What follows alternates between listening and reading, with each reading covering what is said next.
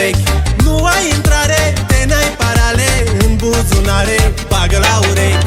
O domnișoară nu te mai bagă în seamă cu flori și o chitară, căci-că-i pe vechi. Nu ai intrare, te n-ai parale în buzunare, bagă la urechi. Toți banii pentru ea, tic-tatic la ea, merau de ea, tic-tatic la ea. Nu mă pot sătura de ea, tic-tatic la ea. Cum l-am balat, fum parcă e șap, începem se poate mișca.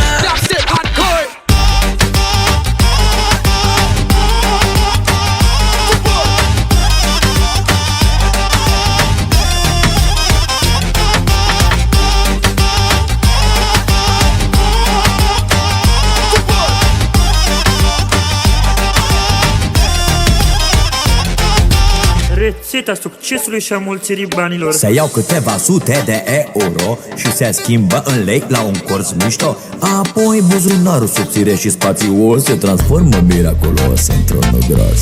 Hocus pocus, abracadabra, și hai să vezi cum ține vraja. Vrăje la fel ca magicianul Houdini și faraja Ben Gen le dispar bikini. Tic-tatic la ea,